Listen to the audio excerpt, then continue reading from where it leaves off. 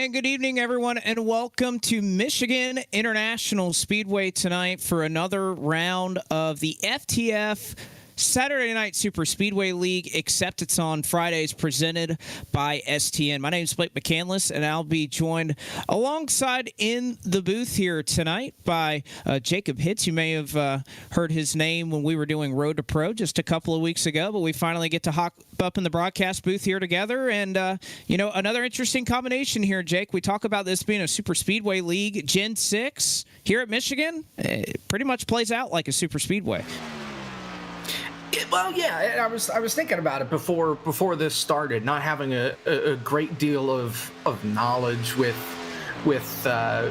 this league. But I mean, last week was definitely plate racing with prototypes of Texas.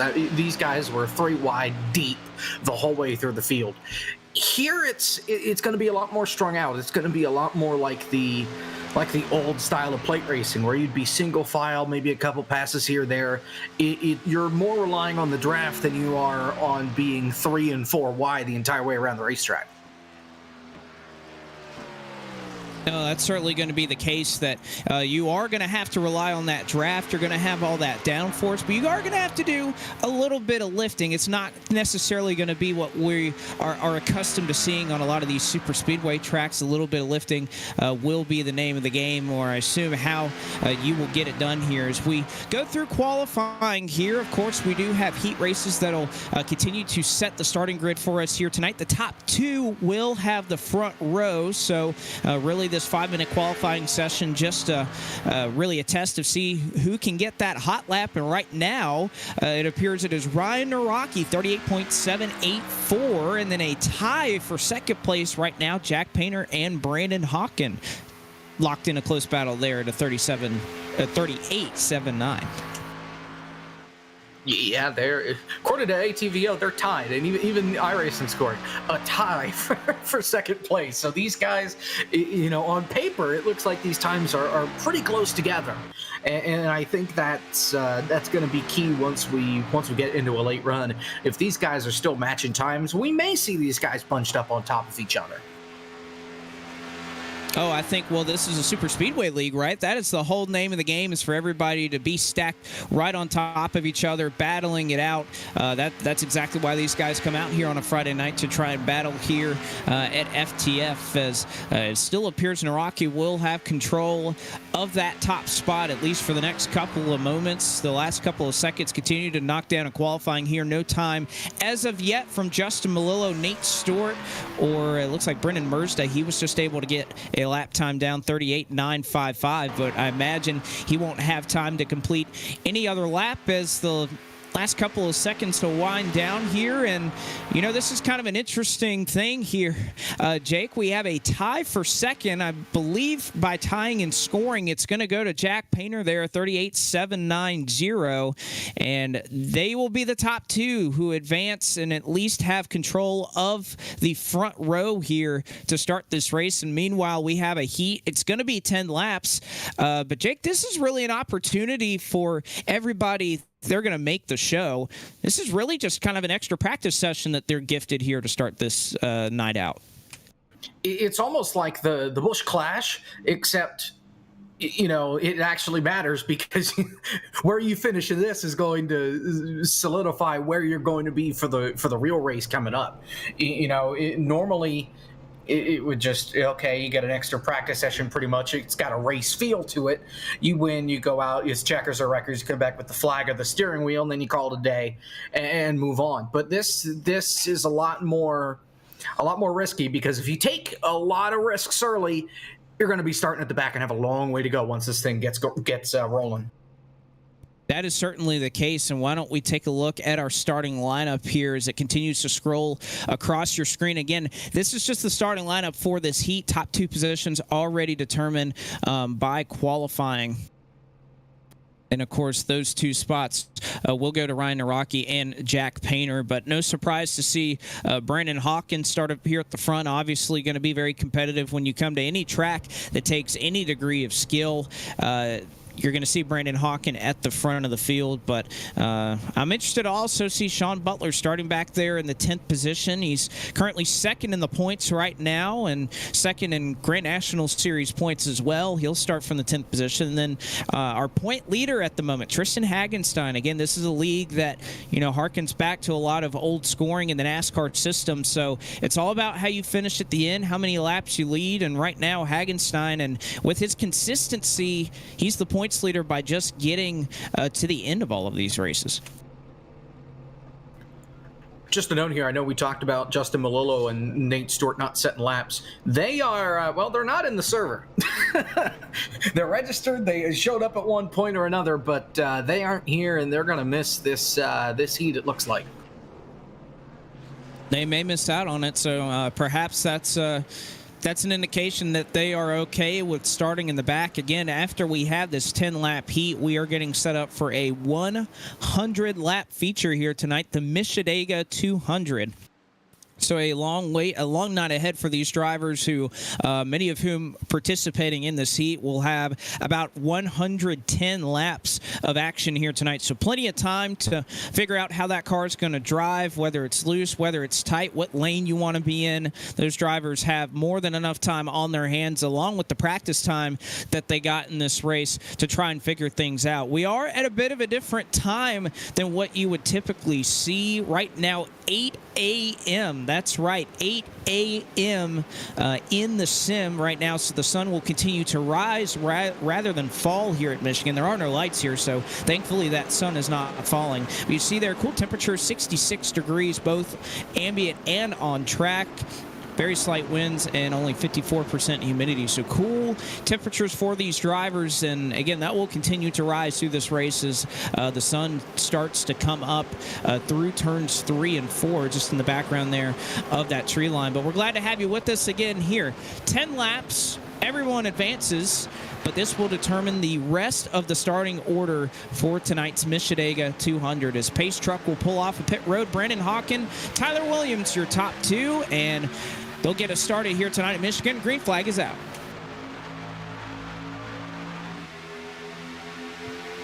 Already got guys breaking out 3 wide in the back. They know that, they've only got 10 laps. They've got to start digging now if they want to get to the front. Jeremy Clapper, he just licked the stamp pretty much. He sent it down on the bottom. These guys on the top side all over each other.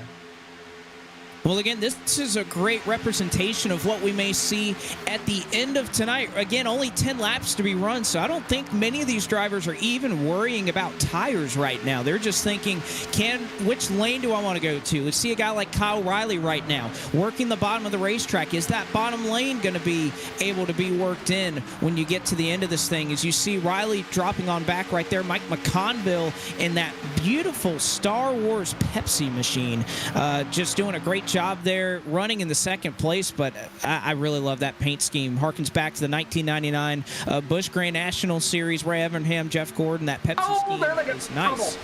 Oh, and big trouble in the back. That is a huge red. 68 is involved. Brennan Mertzda. You see Tyler Williams, Michael Frisch, Clint Roberts, Andrew Hardcastle. And again, we will have no as they're wrecking again off at 3 and 4. Ryan Pandashio nails the inside wall off the corner. But again, no cautions in this 10-lap heat. So Jake Poulin also involved in that as well. There are really just about 5 or 6. There are 4 cars in this top pack. You see Hawken, McConville, Riley, and Sean Butler right there. But interesting there, Jake, it was in the middle of the straightaway that all of that really started. Yeah, it was just, I think it was more just circumstance than anything. They were coming down the back straightaway. They were 3 and 4 wide, and I think they just misjudged where they were at on the racetrack, trying to get a good look at it here. Running down the back straightaway, a little bit of net code kind of causes that. Some net code back here with Hagenstein. He gets turned based on the net code, and then the track's blocked, and everybody just kind of runs over each other. Well, exactly. Nobody really going to give an inch, especially when we don't have much to lose. You have 100 laps to make up track position here tonight, so a long ways to go to try and make that up tonight if you're not in a great position to start tonight's festivities. But working through here, we're about to, or at least come close to the halfway point, one lap shy of it as they work off of the corner. Your top four right now, Hawken, Kyle Riley in second, and then side-by-side for third between Mike McConville and Sean Butler. They're about to come up on traffic that started the race on pit road was Justin Melillo. He missed the grid, started on pit road. He'll let these guys go on by, but Melillo a little bit late to the party. He's going to try to tack on and keep up with the draft of this front pack. Well, and if he can, that's going to throw a big warning sign up to these top four, because these guys are pretty much doing a two-car tandem. If he's able to hang in there, he could help determine who wins this race. He can give help to one line over another and really give them a little bit more of a push down the straightaways. And Butler going to test the issue here. 3 wide they go at Michigan, side by side. Butler on the bottom, Riley into the middle of the racetrack, and Hawken in control in that third lane. I'm interested to see right here Sean Butler on the bottom running beneath that first seam. We have seen time and time again that you just lose so much momentum off the corner, and you see the ending result right there. Everybody else linked up in that draft with the low horsepower, high downforce package. That draft on the Sean Butler almost, that's twice now in the same corner, almost cleaned out Mike McConville. That was very close.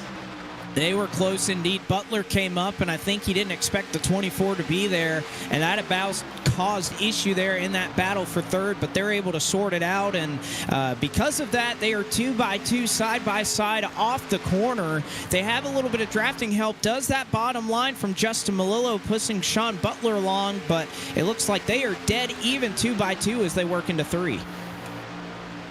Yeah, Butler got off there for a moment right into the corner, probably so we didn't kill Riley down there on the bottom. Sliding up a little bit. I think his car's just a little too tight in 3 and 4. But, I mean, 3 to go. Melillo is trying to help this bottom line. Problem is they're not going anywhere. They're just kind of stuck side by side.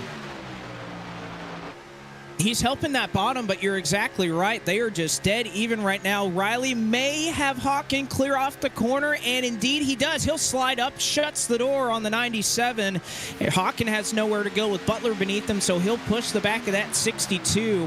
And again, having that car behind, we've seen time and time again that air bubble that you get from that car behind you. So that's why I thought Justin Melillo joining this bottom line would be a little bit better. But you also have Jake Poulin right here as Hawken and Butler make contact here. They cross the stripe, 2 to go.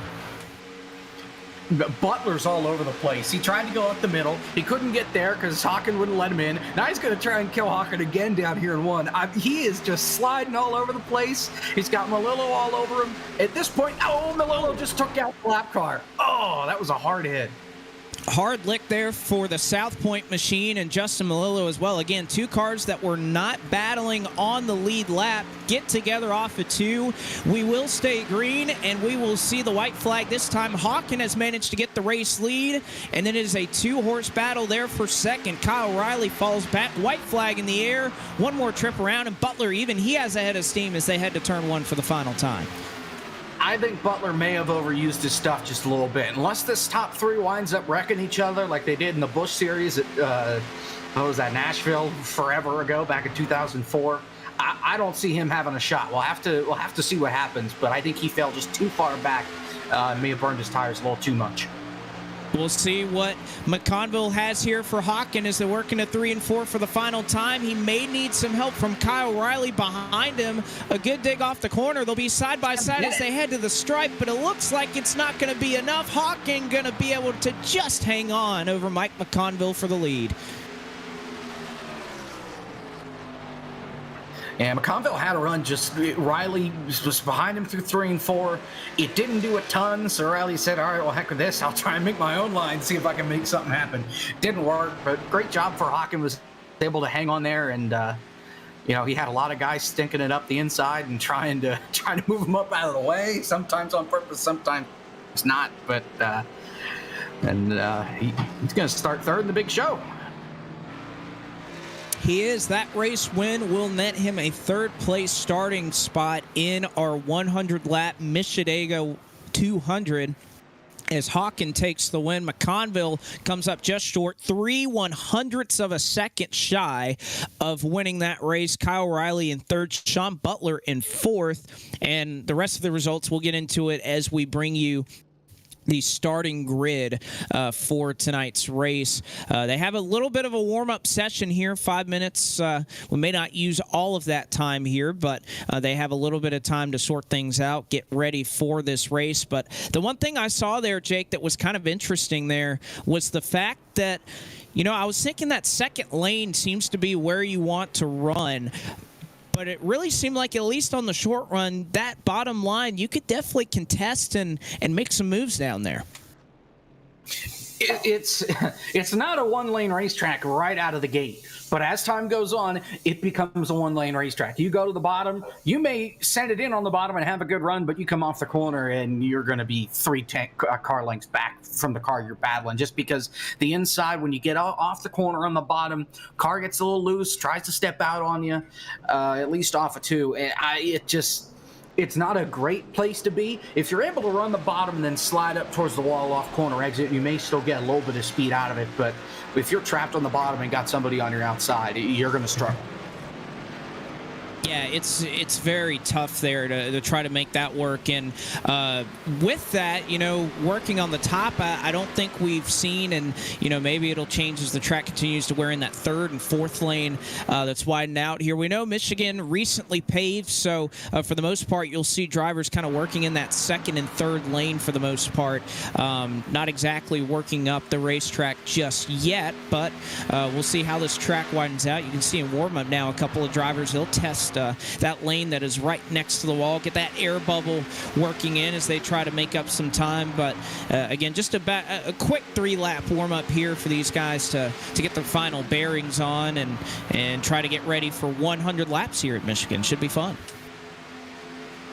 I'm really excited. I think we had a lot of wrecks in that opening 10 laps, but I think these guys know that now there's an added 0 on the end of that, right? You've got 100 laps here. You're going to have to take it easy. If you're too aggressive, if you make stupid decisions, you're going to cost yourself, you're going to cost a lot of other drivers, and people aren't going to be real happy with you.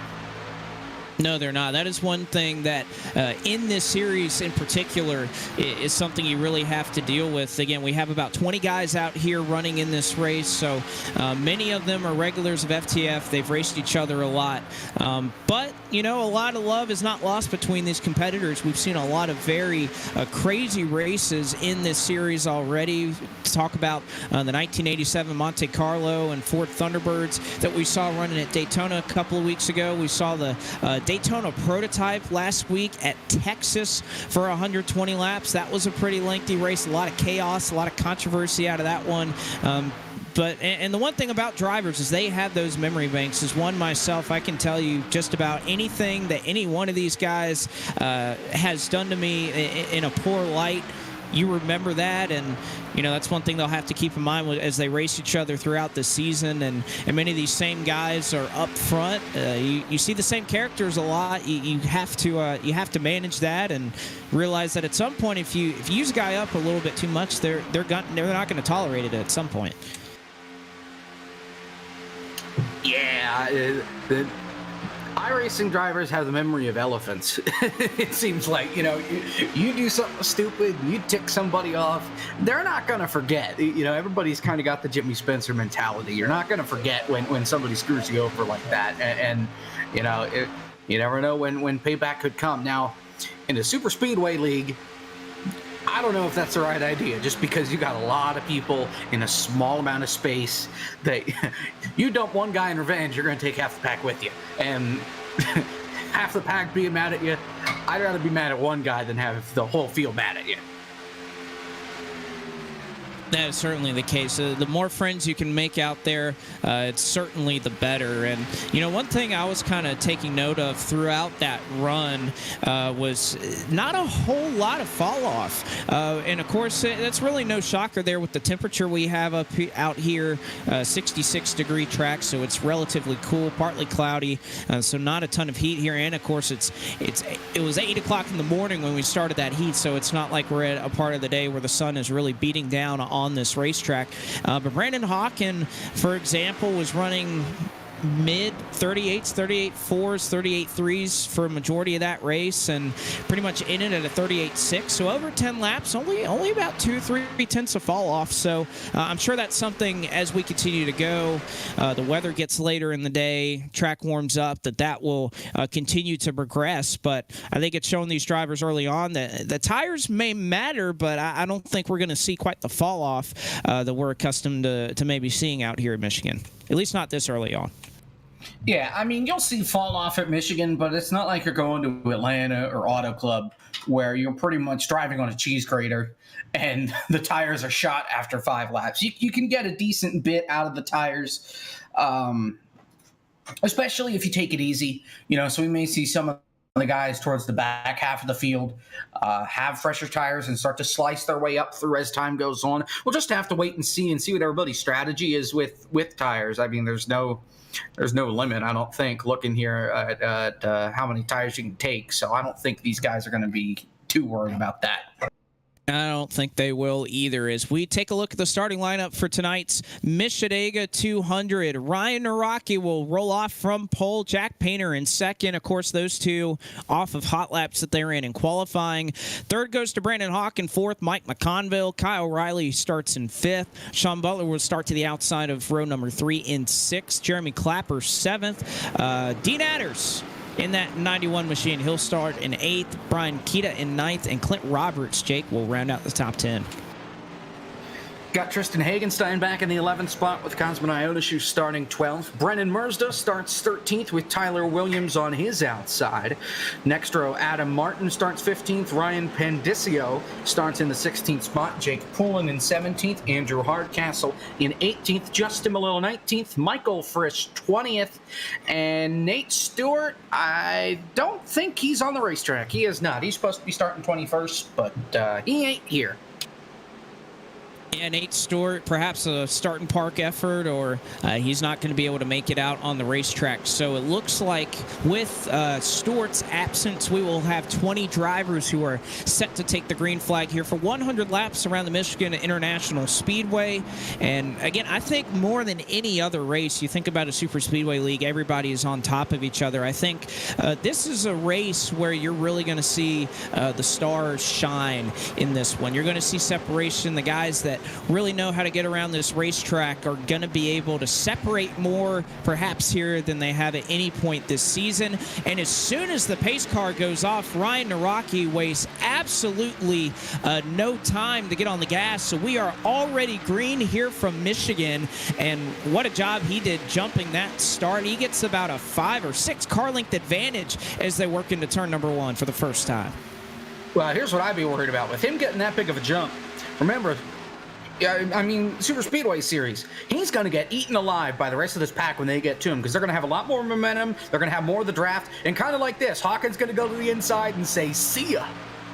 And Hawking going to try to make the move, and you see how quickly that lead vanished for Ryan Naraki, and in 3 and 4 he loses it. He'll try to get back down on the bottom as he goes to the apron here. It'll be the 97 of Brandon Hawken who leads us across the stripe for the first time, but you're exactly right, especially on these restarts in this package. As a little contact between Naraki and Brandon Hawken will send the 97 up the racetrack, and something that we may not talk about that much at a super speedway, that little bit of left front damage there on the 97, that is not going to help his case here.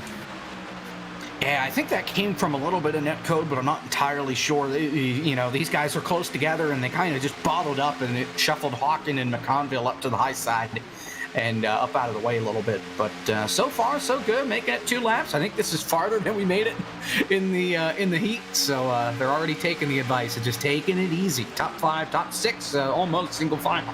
Again, 200 miles in this race, quite a long ways to go, and I imagine that if we can get a couple laps of green flag racing under our belt, that we'll see a pretty good degree of separation here in the field. You already see the gap from 9th to 10th. Clint Roberts back to our points leader in Tristan Hagenstein, who was just on the outside of the top 10. That is already over a second, so this second pack has already pretty much lost the draft of our leaders up there. So that is something that if that first group right up here, if they can get formed up, if they can stay in line and work together, they may pull away and about cut half the field out of this thing just a couple laps into this race. Yeah, I don't know if they fell asleep on the opening start or if the top 10 just got that big of a jump. We know Naraki really jumped it right out of the gate, but I mean, it seemed like he was the only one that really went. Everybody else kind of lagged behind, so I don't know what happened to push the top 9 so far out in front, but man, they're going. They are gone for the most part. It's because they have worked it out single file, and you see they're battling back here in the pack 3 wide. This is for 11th as Michael Frisch, who started in the back of this field, he didn't race in that heat, so he elected to just start in the back as he typically does. And many of these FTF races, he started back here in 20th. He's already up to 11th, so he's worked his way through this second pack. Now the problem's going to be if he can get past Tristan Hagenstein right here.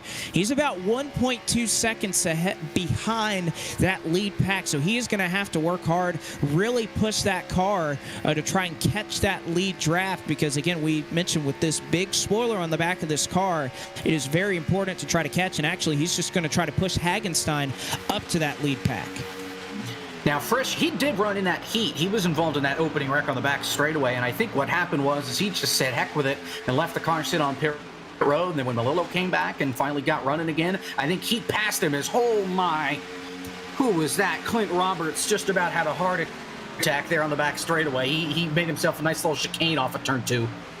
And he got really close. He actually made contact with the safer barrier there off of turn 2. So again, that right side damage not going to do anything to help that BK Whopper machine. As you see Tristan Hagenstein, Michael Frisch able to go on by. It did help that second group though. Hagenstein and Frisch, they are still running down that lead pack. They're about half a second back of the draft of Mr. Natters right there in the 91 machine. So it did them a number to try and catch them up to the pack, as you see everybody single file trying to work in the draft there just along the outside retaining wall. Well, and Frisch was all over the back bumper of that 27 too. He was shoving him down the straightaways and through the corners. Right now, Clint Roberts is holding everybody else up, and these guys may even wreck trying to get around him. But they are losing a considerable amount of time to the guys in front of them. And it's because they can't get organized to get by this 87. They're just all over the place. They're still going to try 3 wide. They got it back under control. But the outside line, it may be where you want to be, but that 87 is in the way right now. He is, and Justin Malillo is going to go low with him, work with Cosmin Yanescu right there to try and work his way by the 87. Again, I think that right side damage in particular is really going to slow down that race car. You see how much speed he's losing. Everybody else going on by the 89 of Adam Martin, Tyler Williams, everybody just trying to work by. And I think, again, with how fast you go here at Michigan and how sensitive everything is, you're wide open a lot, but the aerodynamics matter so much on this car that having that damage, particularly on the right side, it seems to be worse. If you get it on the right door than the left door, it's not going to help that race car. And they do have fast repairs in this league. We don't typically see it for contact that is that light, but I think for Clint Roberts, he may need to consider using that here. As talked about 3 wide earlier, they're trying to at least work 2 up here for third. Sean Butler trying to make a move on the inside of Jack Painter and Brandon Hawken up here in the top 5. Yeah, things are starting to get racy up here at the front. They've got 91 laps to go, and they're racing like there's 9 laps to go right now. I mean, here comes Painter trying to go all the way. He's going to try the slide job. He's not going to be clear, though. Great run with Naraki on the high side. He tried to get the run, but just wasn't able to hold it on the bottom off of turn T right there. You see the 62 able to give the 37 all that draft here down the straightaway. So Jack Painter will try to regroup once again. We've heard a couple of times from a few of these drivers that in practice, it seems as though it's a little loose there on the bottom of the racetrack. So we'll have to see, especially as this run goes along, if these drivers work tight, you may see them go to the bottom to try to get the turn out of their race car, or if it just gets too much to bear. We see Jack Painter running right along that first seam, trying to get the turn in that car, but you see the momentum and the draft on that top side's just too much. He tries to pull back in line, but Brandon Hawkins not going to let him do that. Yeah, and as we keep going here, the more that people jump up to the high side instead of the bottom, there's going to be more rubber on the high side. That bottom's not going to be as worn in, so it's going to be pretty slick down there, probably for most of the race. And again, that's only going to get worse as the race goes on. Right now, 67-degree track temperature. It's warmed up just a single degree since we dropped the green flag. 8:35 a.m. sim time, which is a bit interesting. We don't typically see races here in the stock cars that happen in the morning, so a little bit of a different weather situation for many of these drivers. I don't think I've ever personally driven since coming out here to Michigan, and since they added the dynamic weather in iRacing, I don't think I've ever seen the sun in turn 4 where it is, so a little bit different for all these drivers to try and manage that, as the sun would typically set here on the front straightaway behind the grandstands, but nevertheless, we will keep moving forward. We've knocked down 12 laps now, working lap number 13 of the Mishadega 200. And at the moment, Ryan Naraki has started on pole and shown a lot of speed out front there. We know the clean air definitely matters in this race car, and right now he's putting it to good use. He's led a good portion of these laps, again, in a series where you get more bonus points if you lead more laps. Yeah, and right now, we're sitting here and we're choo-chooing. This feels like 2013 Talladega or 2014 Talladega, where we're just riding around, running the high side, everybody single file, nobody able to make it pass. But, I mean, that's Michigan.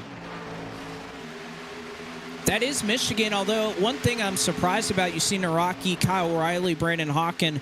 You saw Sean Butler there kind of running that second lane. I'm wondering when the dirty air is going to be a detriment and when you want to try to poke your nose out. Because really, up here in the top 5, you see as you run in line right there, the top 4 all running in the third lane, all running in dirty air except for Ryan Naraki. But then you look at Sean Butler. He's on the inside. He's in the second lane, but he's got clean air in doing that. And I know with how much dirty air, especially here at Michigan, you get a lot of aero push when you're riding behind somebody. I wonder if Butler here is making the better play to try and save his tires a little bit, get the car to turn a little bit more, not running in the dirty air like you see Kyle Riley, Brandon Hawken, and Jack Painter doing. But we saw what happened in the heat when he tried to run the bottom. He was sliding up the racetrack and almost hit the guy on the outside of him 2 or 3 times. So, you know, the inside line can work if your car can handle it. I'm not sure Sean Butler's car can handle it consistently without sliding up the racetrack and losing even more time. Well, I think it's one of those things, you can get it to work, but only if everybody else is running the high side. That last time, Naraki came a little bit lower down the racetrack, and you'll see he'll do it again, giving just a little bit of dirty air to Sean Butler, and that's going to hurt him. Now, Butler's going to get hurt down the straightaways here. Everybody is formed up in line down the straightaways. You can see the 97 right there pulling by the 32. The 18 of Jack Painter's going to make up a little bit of ground. I think Butler's willing to live with that right now, but the one thing he doesn't want to see is what you see right there. A car directly in front of him, pushing him up the racetrack, not allowing him to take advantage of that clean air that I'm sure he went to the bottom for. Is he in the 97? Man, that is close quarters as they work past the stripe. Trying to side draft a little bit, put the net code to the test, make sure he's not going to accidentally turn him or anything like that. That got close. It got very close. Within a couple of inches is what had to have been the distance there between Brandon Hawken and Sean Butler as they try to battle here. This is a battle for the third position. Behind them, Jack Painter, Michael Frisch, as well as Mike McConville. They really make up about the 7 cars who have separated up here at the front of the pack. You see about a half second behind, maybe a little more than that, Tristan Hagenstein, the points leader, Jeremy Clapper in a side-by-side battle for 8th. But for the most part, they're just trying to do all they can to hang on. I don't think they're going to battle too closely right here.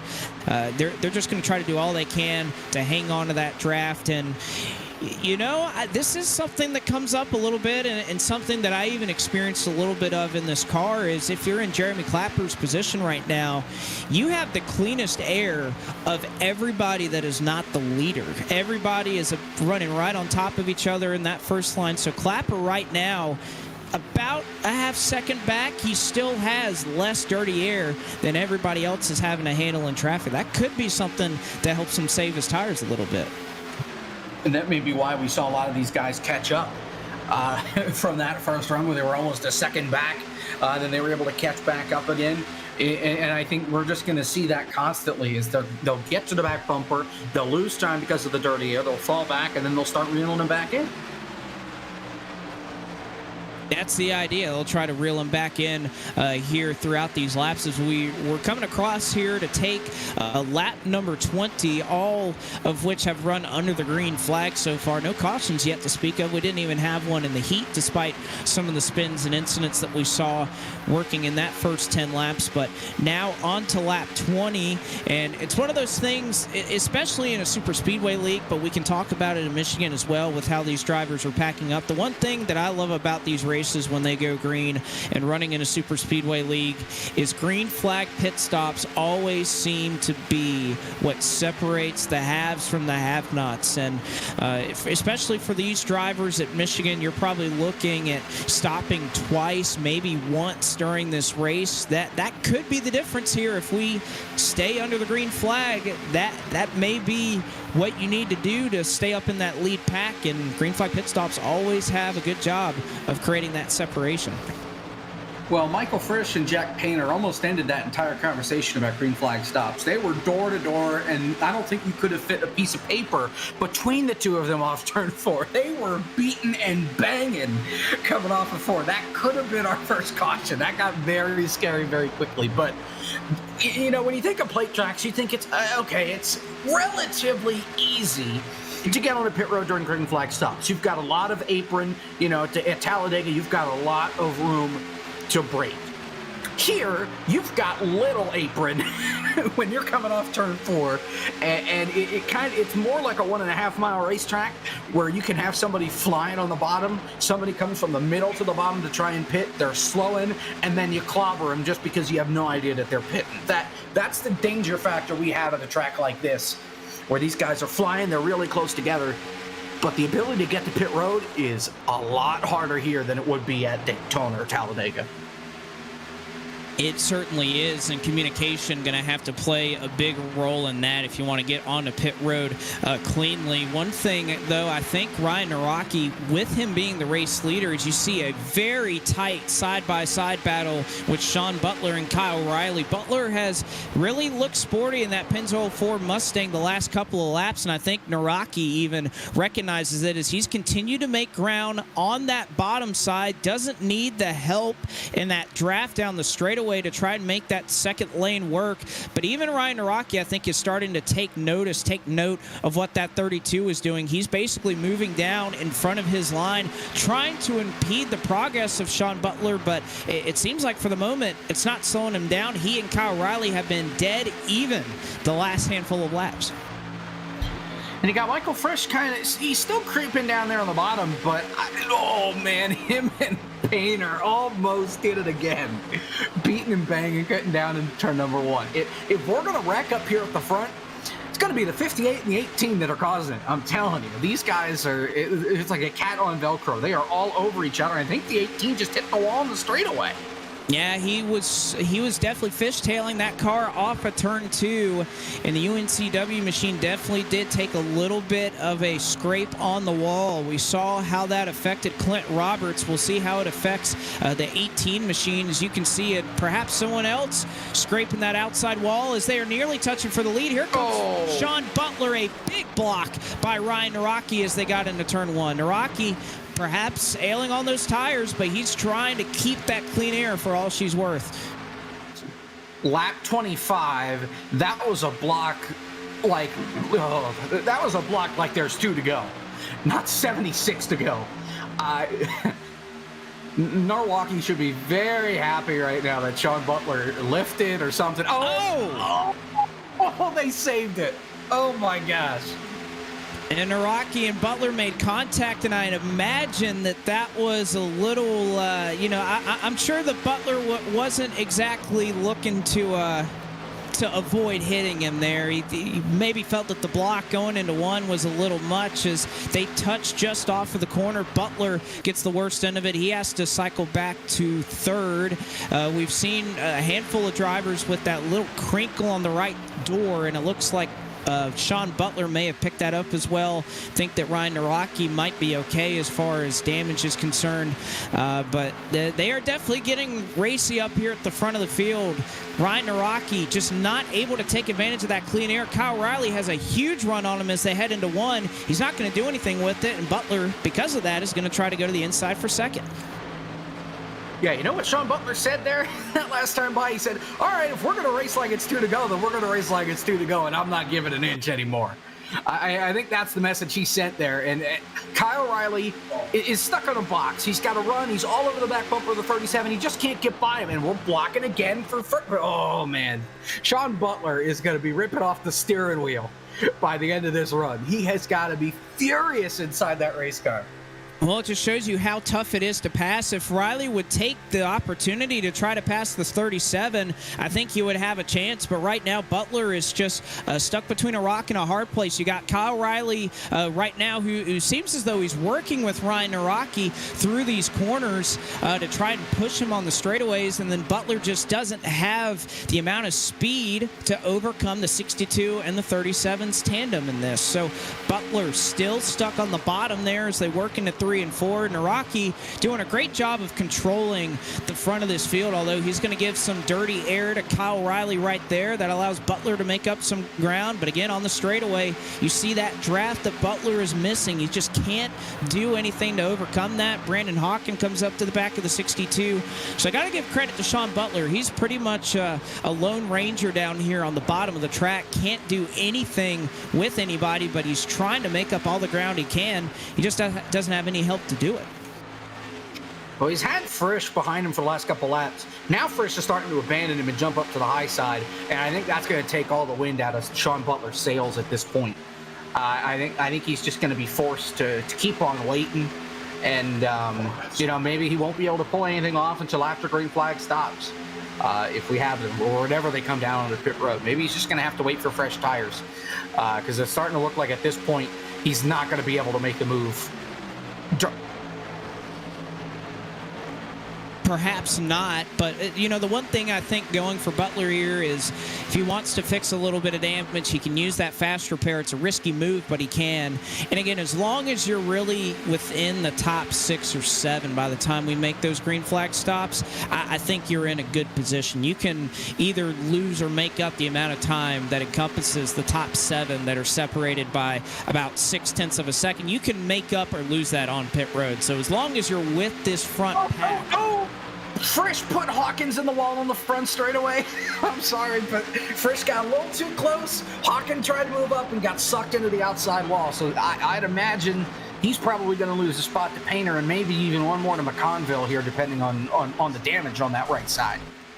And obviously that wasn't intentional there for Frisch. He comes over and apologizes for that. There's just everybody is fighting for draft as much as they can, as now you finally see Sean Butler able to make that move for second. So he has cleared Kyle Riley, and now he gets his chance to try and chase down Naraki. And my goodness, look at the job that Naraki is trying to do to break the draft. He is snaking like he's in an Indy car right now, and he's in a stock car. He's trying to make that racetrack wide. He's trying to avoid that draft, but Butler looks like he has that speed. He has Kyle Riley right behind him, and he's got a big run off it too. Yeah, and that contact between Frisch and Hawken split everybody up. It kind of broke the pack apart. Now everybody's got a decent amount of room between them. They're all single file, and Butler at this point, he can pretty much say to Noah Rocky, all right, either, I get by you cleanly, or if you block me, I'm not lifting and you're going to take a ride through the grass. I have a feeling that's what's going to happen here if we see a big, meaty block like we've seen the last couple of times.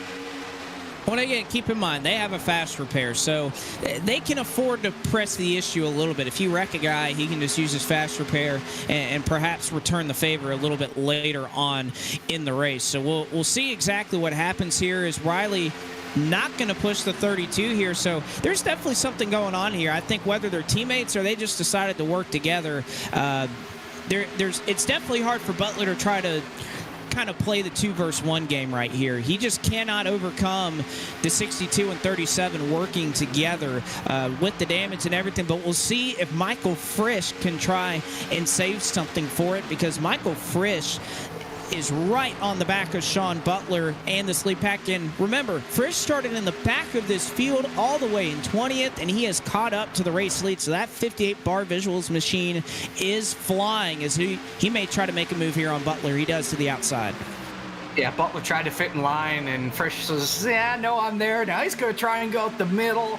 I'd be careful, though, just because Butler doesn't have it solid on the bottom, sliding up a little bit. So now Frisch is probably going to look through. Thought he was going to look through wide, but thought better of it.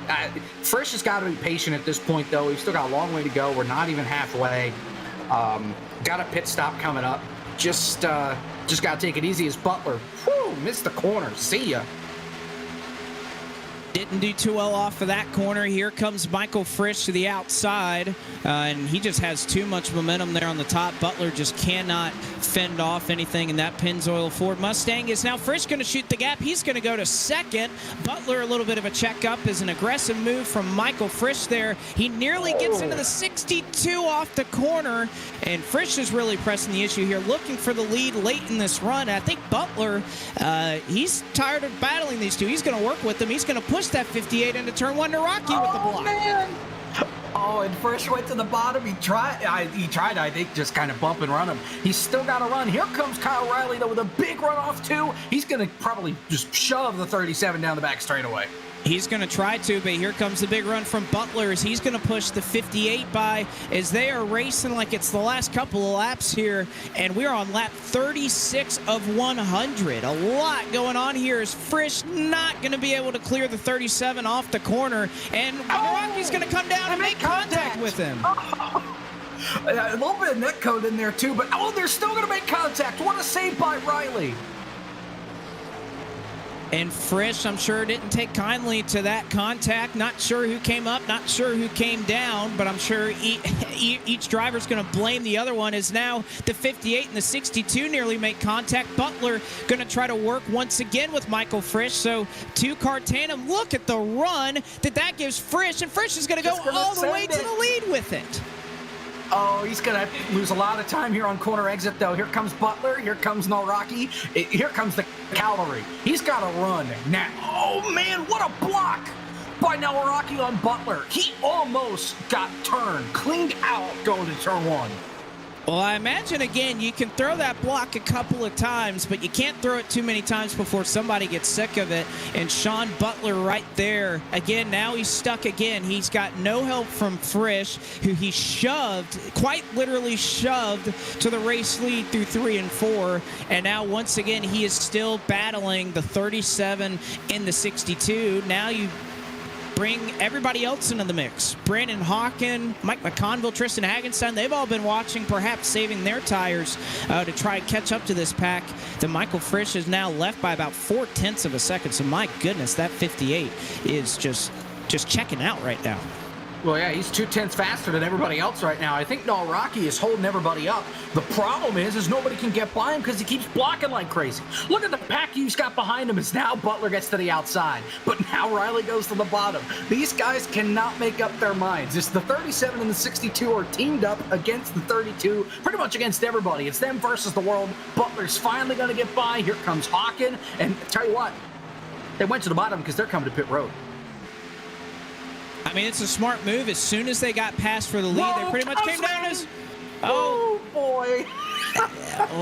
we'll have to see if that may warrant a penalty there, as Cosman was hot on the binders and definitely locked him up at least to make pit road speed. So that might be a penalty there for the 84, but we'll have to follow up on that. But not a bad decision. As soon as they lost the lead, they'll try to come down pit road. Although I wouldn't be surprised if we see these race leaders. You're looking at anywhere from about a 40 to 45 lap window. I wouldn't be surprised if we saw these leaders stay out for another couple of laps. It seems like whatever the case may be, not exactly sure why, but here at iRacing, it doesn't seem like the short pit works out that well all the time. I'll take staying out, getting those fresh tires, and then using the draft to try and catch up all day long. So I'd imagine that these top 5 that are still out on the racetrack, and maybe another couple of laps before we see them make their way onto pit road. And by the way, update, no penalties assessed right there to Naraki, to Kyle Riley, or to the 84. So no speeding right there. I don't understand that one. I'm not sure where the line starts, but if it's at the cone, if it's at the yellow cone, Cosman was doing a cool 67 mile an hour when he got to the line. Yeah, he slowed it down to 45 after that to try and not try and counteract it, but I don't know about that one. It's close, but the one thing I will say is that it's not exactly a radar gun that catches you. It works much like real life with timing lines. You have a certain amount of time over a certain area before you get caught speeding. You can enter a little bit above pit road speed, which of course here at Michigan International Speedway is 55 miles per hour. You have a little bit of leave there if you give it back on entry, and of course I guess the math worked out to where UNSU didn't gain an advantage there. We saw Adam Martin come down pit road. He's off right now. You see another couple drivers make their way onto pit road. Andrew Hardcastle, Tyler Williams, and Brendan Merdsta as well have made their trip onto pit road. So we'll see how much this pack makes up or loses time. Right now, Naraki and Kyle Riley have linked up, and yeah, I mean, you can visually see the difference in speed as they work off of turn number 4.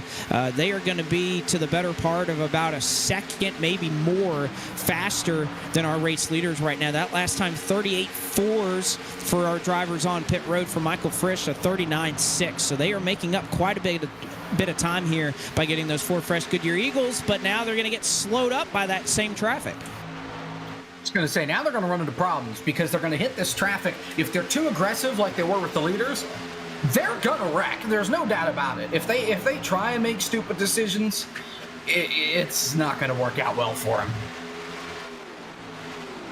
No, it's not. Looks like they picked up the 00 here as well in Poland. You know, I don't think we've talked about it much at all, but I mean, here he is right behind the guys that were pretty much dominating the first part of the race. Well, and that's interesting because Jake Poulin was pretty much a part of that second pack the entire time that they were running under green flag. So Poulin did a really nice job there to make up that time. He must have made up at least a little bit on both Ryan Naraki and Kyle Riley there. As you see, Butler's going to throw the block to try and slow up Ryan Naraki. Excuse me, that's Michael Frisch. No. I don't know. Frisch said he was coming. I don't understand the decision there by Riley and Naraki. Frisch said he was coming halfway down the back straightaway. So he's going to move to the bottom of the racetrack. He's not going to pit from 3 lanes up. Where are you going? Well, it's interesting. If you're on the bottom and I'm on fresh tires, I ain't stopping. But if I'm the guy that's trying to get to pit road, clearly I'm going to say that I have the right to get down there. So it did enough to slow them both down. We'll have to see. I was thinking for a moment that may just be kind of getting back for some of the blocks that were thrown earlier, but no, that was just a case of trying to get down to pit road. So Frisch is down on the way. 4 fresh Goodyear Eagles for him. Brian Kita, unfortunately, he did a number and very much overshot his pit stall and then had to drive forward to it. So he lost a ton of time on pit road. But you see off of pit lane, Butler by several car lengths over Michael Frisch is going to make it up. And you see the lead that Ryan Naraki, Kyle Riley, Jake Poulin have. They're going to be about 2.5 seconds here over Sean Butler, but they have about 7 lap older tires now. So I think that's definitely a gap that Butler can manage, and I don't think it'll be very long before Sean Butler catches these guys. Well, and the reason that happened is because Sean Butler didn't get held up getting to pit road. Michael Frisch did. So he lost a lot of time trying to let the 37 and the 62 by.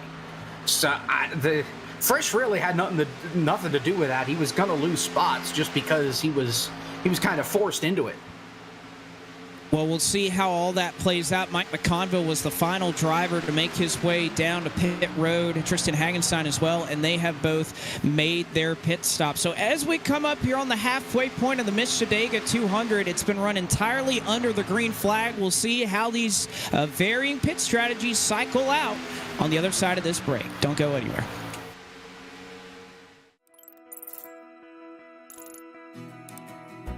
iRacing is a sim racing game that combines a true-to-life racing experience with an online community of virtual racers from all around the globe. iRacing offers a multitude of officially licensed cars and tracks, laser scanned with millimeter accuracy. Their car models and mechanical systems are based on real-world physics, engineered in cooperation with manufacturers and race teams. Their skill license system ranges from rookie to pro, ensuring members are always pitted against those with similar skill sets.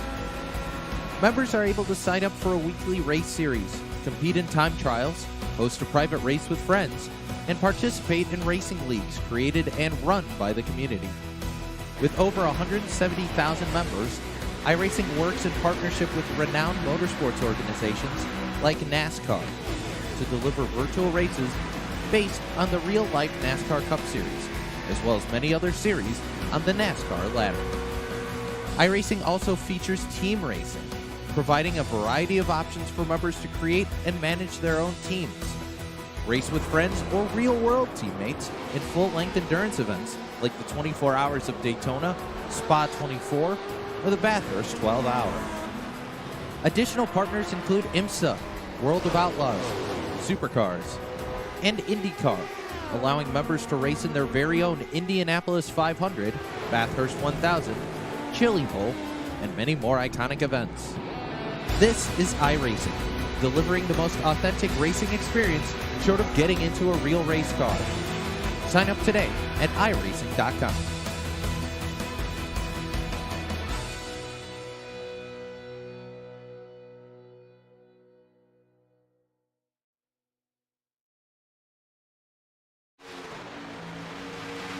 Back with you here from the Michigan International Speedway for coverage of the Mishadega 200 for the FTF Saturday Night Super Speedway League, except it's on Friday. Glad to have you with us. It's been a pretty exciting race so far. We just completed green flag pit stops as you see this group of three drivers that all came down at lap 39, about 2 seconds ahead of an entire group that pit at lap 45. But again, that margin is continuing to shrink, and now it's down to about a second between Michael Frisch and Jake Poulin. So you imagine here very soon that pack of fresh tires is going to reel these guys in. Yeah, Michael Frisch, he's got the fishing rod out right now. He is reeling these guys in. He's on fresher tires, so it makes sense. Him and the guys right behind him, it makes sense that they're going to catch him. They're on 6 lap fresher tires or so. But no, Rocky, Riley, they've been like the moving chicane of this race. They've just been blocking, and got to go back and forth. They're going to get eaten alive, and they may wind up churning the grass at some point if they block these guys with how fast they are going. They're almost a full second faster that last time by. Well, and that's because Frisch finally caught their draft, and they are here. Michael Frisch to the bottom. He'll get Poulin. He'll get Riley. He may get 3 in one corner off of turn 2. What an incredible drive there. Frisch gets 3 spots in one set of corners, and he'll go all the way to the race lead. And no, Rocky just about... Hawkins' life flashed before his eyes there with that move Rocky did down the back straightaway. Butler's going to get by. Looks like Painter's going to get by here.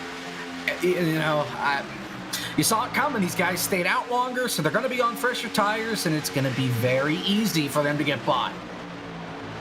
It is now you see Butler pull to the bottom of the racetrack to try and make up ground and get that second spot over Brandon Hawken. But Hawken on the top side, momentum for him, and draft from Michael Frisch is now you see these top four. Look at the gap they've already made on those second three cars. So again, not quite sure why, but it's just always that shortcut just never seems to work out here. Is there you see Sean Butler able to go on by Brandon Hawken, and he'll take control of the race lead. Michael Frisch perhaps having a little bit of an issue as he dropped to the top there in 3 and 4, is letting all these guys by. I think I just heard Michael Frisch say he has no choice but to pit. Yeah, I think I heard it too. Did he not take fuel on his last pit stop?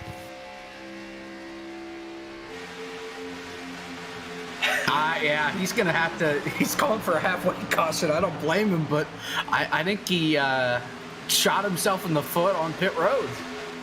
He may have shot himself in the proverbial foot here, as we'll see. Yes, Michael Frisch is coming down pit road, and he's got a pit. That is crazy. Your race leader perhaps did not fill up on fuel is my best guess. We'll wait for official word on exactly what happened to him, but really unfortunate here. Michael Frisch not able to continue here, and he's going to come down pit road. We'll see if he comes back out. Oh, he said he's got to get a DoorDash order. Have you ever? Well, he has gotten the food. Can confirm. Driver of the 58 has his food. He's rolling now. The only problem is he's going to be at least one lap down, maybe more. The good news is, at this point, he's the only guy a lap down, so if we get a caution, he gets the free pass and he gets back in this thing. He could. He's going to be a lap down. He's going to have fresh tires, but my goodness, it better be really good, DoorDash. We better be talking like at least Chick-fil-A standard to interrupt this race and unfortunately put you behind the 8 ball here. So he will have fresh tires. He will get refueled both on pit road and in his stomach. And we will continue on here with just our 3 cars now. Sean Butler, Brandon Hawken, Jack Painter, your 3 cars that all pit on lap 45. They have made about a second up over Ryan Naraki, Kyle Riley, and Jake Poulin, who make up a second 3-car pack. And then behind them, you have to go quite a ways back to the rest of the field. Tristan Hagenstein, he pit on lap 46. He just made his way by Cosmian Eshu and Adam Martin. So really kind of 3 packs of 3 all spread out by about 6 to 9 seconds or so. You see the rest of the field right there working their way through 1 and 2. You see Brendan Merzda, Tyler Williams, and Dylan Nadwadney also making his way off. So we're pretty spread out here. It kind of formed up in mini packs here at Michigan. Yeah, we've got nice social distancing going on right now. Everybody's pretty spread out. They're just kind of riding around. I think you've got guys like Frisch or maybe guys further down the order that may be hoping for caution. But we're not going to get a caution when we're riding around like this. No, it's going to be tough, and that's why, again, these Here comes, hold on, pit stops. Wow. 60, here comes Poland, Nalraki, and Riley again. So What in the world? So this is right at the window where you could potentially make it to the end on fuel. Obviously, right at 40 laps to go, or just shy thereof. So it would make sense you could make it on here to the end. So this is another strategy call from this 3-car pack. Can they pit now and make up the time to the rest of everybody else running on fresher tires for about 20 laps here? This is an interesting call. They're at least, they knew that whatever cycle they were on wasn't going to work, so they're just going to try something a little bit different. I just wonder, they only went about 20 laps on that last set of tires, so not a very long time to push very hard. So we'll see if it forms up, but they'll come off a pit road with each other. They'll all have draft, and this race has really opened up strategy-wise. Well, my question is Frisch going to be able to make it? It's only been 4 laps since he's come on the pit road. Can he potentially make it to the end, even with the DoorDash order? he may still have a shot at this. He's behind Poulin, Noraki, and Riley. But, I mean, there's a chance that if he saves enough gas, he can make it to the end. We did see Tristan Hagenstein pit on lap 46, and Michael Frisch is going to have 46 laps to the end. So Frisch could potentially make it to the end of this race on field. Now, the bad news is, one, he's about 2.5 seconds behind Jake Poulin, Ryan Naraki, and Kyle Riley, and he's on about 4 laps worse tires. So it's going to be really hard for Frisch to try to make up that ground and catch up to Poulin, Naraki, and Riley to try and get control of at least this strategy, the shortcut strategy, I guess that we'll call it, to try to make up time. And now the answer really becomes one: when does this pack of 3 cars, Butler, Hawken, and Jack Painter, when do they come down pit road? And do we have somebody else, I'm sure, like Mike McConville, who's running in 7th, Adam Martin, any of these drivers, will they just try to stretch it long and hope they get a caution? Well, we got some more on pit road. Dylan Dawoodney and Clint Roberts, they just made a stop that last time by. They're leaving pit road right now. So we've got more and more guys just saying, heck with it, let's pit now. So I think Michael Frisch, with him having to get his DoorDash, started a trend here among the rest of the field. He did. He pulled everybody down pit road in succession. So this field really splitting up. And again, it's just, I'm sure these crew chiefs and these drivers have done the math where they can either make up time or lose time doing this. And now it's just going to come down to, when does everybody else pit? When do these other drivers take the risk to come down, or do they stay out, try to trap these guys a lap down? At the moment, Jake Poulin, Ryan Naraki, Kyle Riley, Michael Frisch, all these drivers, they are 1 lap down. So if a caution were to come out, they'd have to stay out and take the wave around, or they would take tires and be scored 1 lap down. So a caution right now would not be in their favor. But again, it's interesting because there's just so many varying strategies here. It's hard to tell which one's going to pan out. I think I like where Butler, Hawken, and Painter are right now. I don't think that group of Poulin, Naraki, and Riley, they're making up a ton of time on them right now. Of course, they're a little bit faster at the moment, but eventually those times will fall off. And I just think eventually you're going to want those fresher tires at the end to cut through that dirty air. But that's why I'm up here in the booth. I'm not out there on the track. We'll have to see. Just chaos. That's the only thing I can describe this race, is just chaos. And everybody's spread out too. And it's still been an interesting race from beginning to end. I don't think there's been a dull moment, really.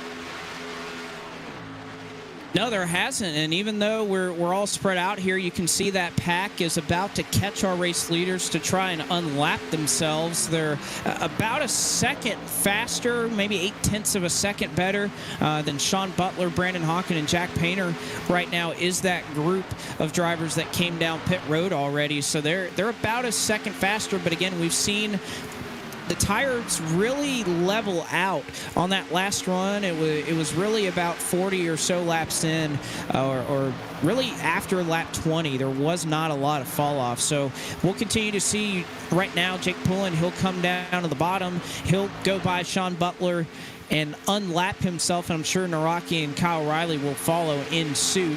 But eventually here in about 10 laps or so, they're going to even off. So again, it's just, we'll have to see how this plays out if we get a caution flag at some point. Just gotta wonder what's going through Sean Butler's mind right now with these two, the 37 and the 62, getting by. Gotta wonder what's going through his mind with the amount of beating and banging that these guys have done today. Gotta wonder if he's thinking, if that 00 wasn't there, what he could have done.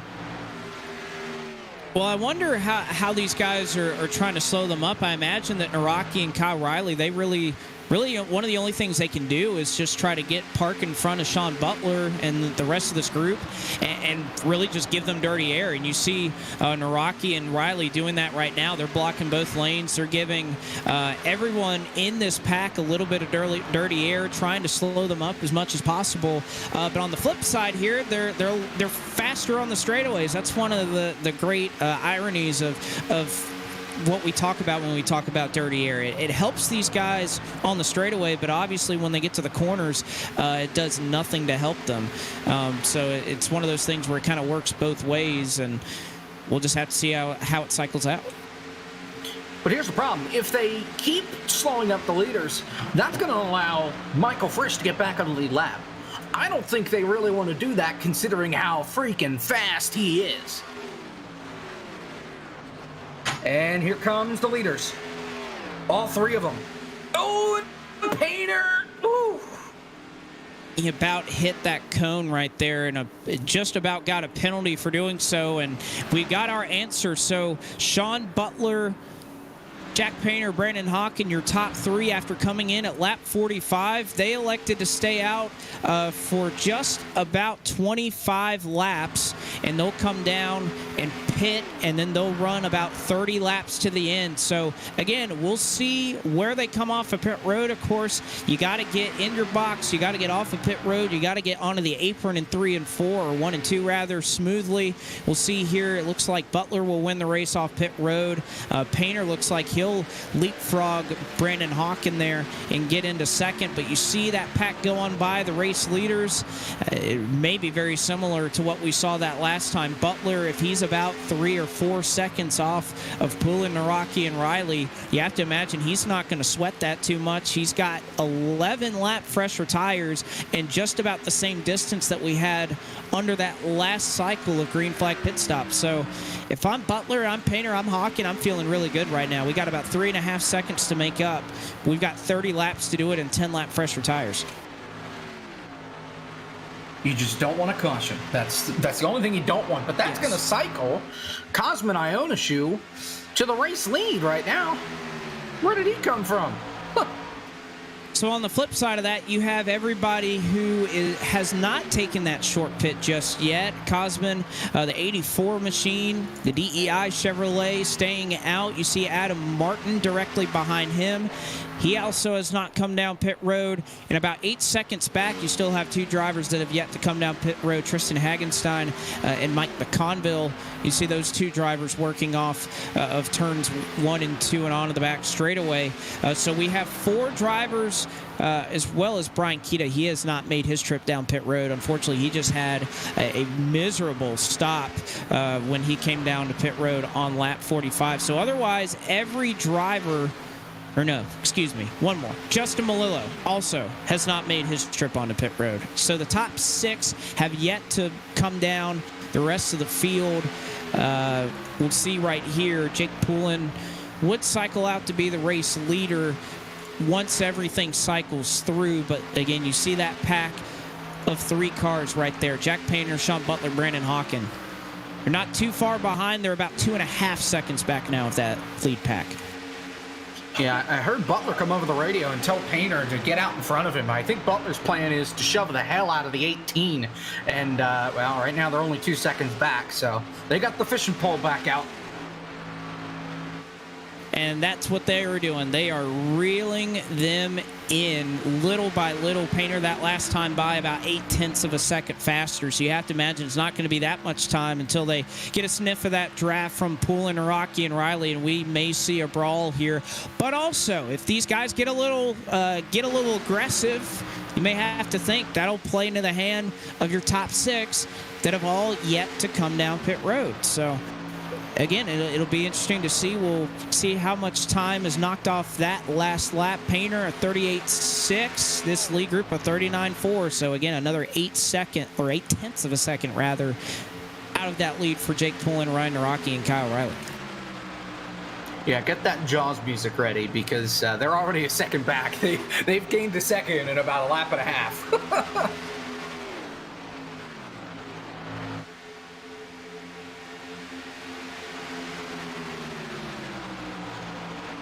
So as we work around, as we work around here. Lap 75 now coming to 76 as our race leader, Cosme Ineshu. 25 to go, and with that, we will go side by side, but don't miss it when we get back. And actually, you know what? We'll delay the commercial right here because we got a battle on our hands. Oh, look at this.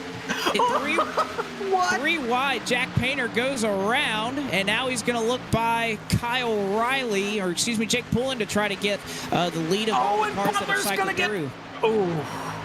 Butler almost got turned by Naraki. Oh, and he's going to block all the way to the grass. Put Hawken all the way to the grass. What are you doing? Why? You know, I will say, if I were Brandon Hawken and a guy that was 8/10 slower than me was giving me the block, I'd give him one thing. Oh, and Naraki wrecks Brandon Hawken off the corner. Oh, and Hawken. Riley is involved. Caution is out, and everybody that stayed out looks like geniuses, as we saw Jake Poulin ran into Sean Butler, and then Ryan Naraki just inexplicably just ran right into Brandon Hawken. I mean, that is so unnecessary. I don't understand the logic behind that whatsoever. I mean, he just 37 just killed the 97. Wasn't even close. I mean, why? I mean, I get the logic behind it. If you bring out a caution, you have a chance to save your race, and I can imagine that's what on these drivers' minds. I think Poulin and Butler had a little incidental contact, but you can see with Naraki and Hawken there, really no effort by the 37 to get off of there, and then kind of the overcorrect kind of confirms it. You'll see here. So obviously Naraki threw a huge block, the 37 car, on the front straightaway, and you see here they're going to work side by side. Naraki hits the gas on corner exit, and you see right there with Hawken, you see Poulin and Butler ahead. They make contact, and then Naraki just turns right, collects Brandon Hawken, Kyle Riley, and brings out that caution. And again, we have a fast repair, so you know, it saves their race in a way because they can all come down, get their fast repair, be all good to go, and you know their strategy doesn't end up working. I just don't know if that's how you want to do that. This is going to get ugly. That's all I know. And great save by Poulin, and a great save by Sean Butler, because they were wrecking before the wreck even happened. They saved it. I don't know if the 62 tried to just turn the 00 and bring out the caution there, and the 37 finished the job, or what. But either way it works out, you got to give a tip of your cap to Cosme Ineshu, Adam Martin, Hagenstein, McConville, Kita, and Malillo, who all had not made their pit stop yet. So they will cycle out to the race lead. They don't have to use the fast repair, and they'll start at the front of this field and bunch it back up as we work into the last 20 laps. And it looks like Cosme Ineshu off the corner, or at least off of pit road. He'll put the left side up on his 84 DEI Chevrolet, and it looks like he will quite easily, with how spread out they were, win the race off of pit road. Adam Martin in second, and the rest of the field that had yet to come down pit road looks like for the most part will follow suit. So now I think this is a good time as we work under the yellow flag for the first time this evening to go side by side, and when we come back we'll take you to the checkered flag of what is sure to be a thrilling finish to the Mishadega 200. Don't go anywhere.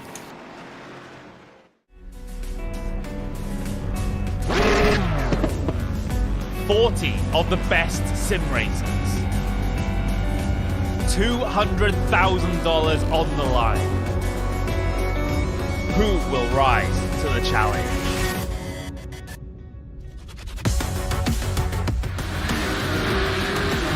Interlagos, Barcelona, Imola, Silverstone, Road Atlanta, Montreal, Spa, Nürburgring, Le Mans, Monza. This is racing for immortality. This is esports personified. This is the Porsche Tag Heuer Esports Supercar.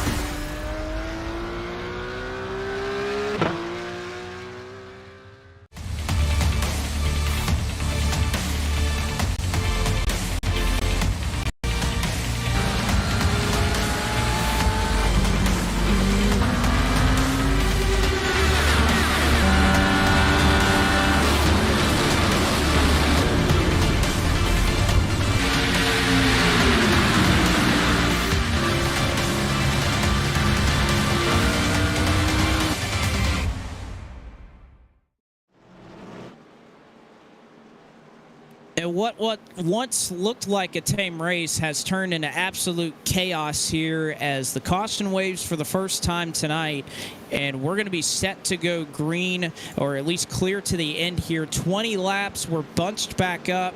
We have all the drivers who were behind are now leading this race. You got guys who were right on top of each other having to work their way back up through the pack. It's going to be interesting, to say the least there, Jake. Now would be the time to go to your safe space, your panic room, because this is going to be tense. That's all I got. We got 20 laps left. We've got the potential for 5 overtimes. I have a feeling we're going to use at least 1 or 2. You got here goes the 37. I'm trying to jump the startup on the outside. This is going to be something. He tried to jump it, but he may have went just a tad too early there. Was that 37 Bobcat Ford as he tried to get that third lane working before the start-finish, or before the restart here. As we are green flag once again. Top 3 get single file. They get side-by-side for 4th between Butler and Jack Painter, and they even work behind them 3 wide as they work into 3 and 4. Here comes McConville inside for the lead. He's got it. Here comes Adam Martin. Here comes Sean Butler. Here comes the rest of the field as Cosman's going to get eaten alive. Here comes Martin side by side for second. Oh man, this is going to be good stuff. And McConville going to hold on to the race lead. Butler's going to go try to push the 84 into turn 1. And also Naraki trying to get that third line to work as he's 3 wide. Nearly comes down into the 32. McConville loose off the corner. The 37 has the high line. Butler's squeezed, and he's going to make contact. 37's in the fence as they work 3 wide. They're still somehow keeping it straight. 5 wide down the backstretch at Michigan, no big deal, as Kyle Riley almost spins it out on the bottom of the racetrack. We talked about how sideways the bottom is, especially on fresher tires, cooler tires. These guys are going to be all over the place.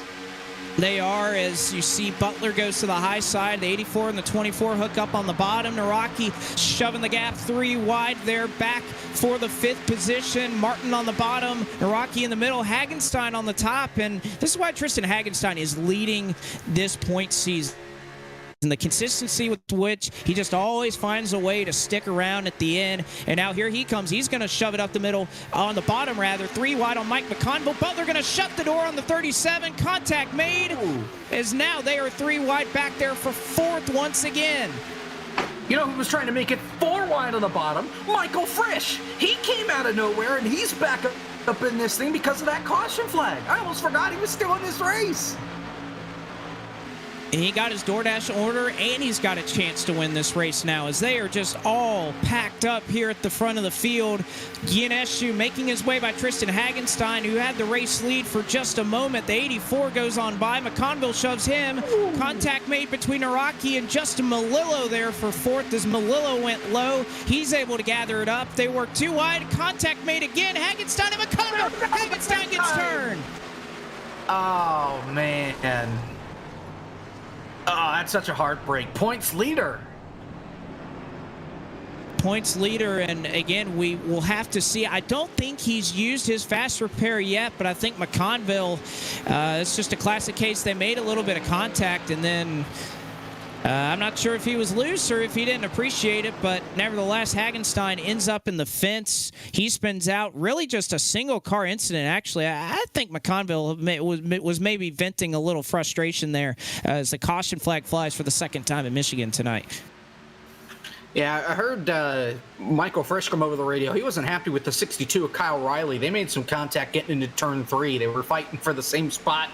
Ran out of room, and the 62 got hit in the rear by the 58, gave him a little shove. But it sounds like Riley just got loose and had to check up, and that's why Frisch got into him. I don't think there was anything malicious involving that, but Frisch certainly wasn't very happy that it happened.